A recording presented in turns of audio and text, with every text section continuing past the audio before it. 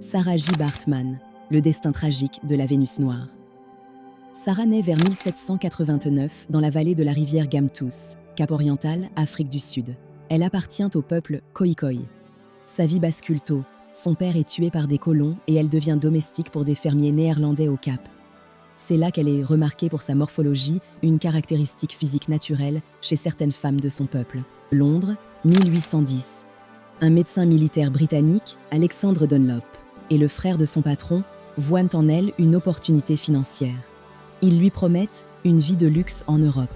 Sarah, qui ne sait ni lire ni écrire, signe un contrat dont elle ne saisit pas la portée. Elle arrive à Londres en septembre 1810. À Londres, la promesse de gloire devient un cauchemar. Elle est exposée à Piccadilly Circus dans une cage, presque nue, forcée de marcher et de danser devant un public qui paie pour la toucher. Elle subit des insultes et des moqueries quotidiennes. En 1814, elle est emmenée à Paris, où un soigneur d'animaux, Réau, l'exhibe dans des conditions encore plus dégradantes.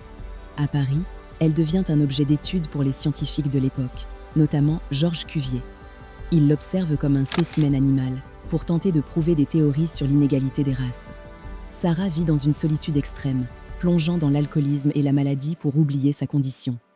Elle meurt le 29 décembre 1815, à seulement 26 ans, probablement d'une maladie respiratoire, pneumonie ou tuberculose. Mais l'horreur continue après sa mort. Cuvier dissèque son corps. Ses organes et son squelette sont conservés dans du formol. Ils sont exposés au Musée de l'Homme à Paris jusqu'en 1974. Après la chute de l'apartheid, Nelson Mandela demande officiellement à la France de rendre le corps de Sarah. Ce n'est qu'en février 2002 que la France accepte par une loi.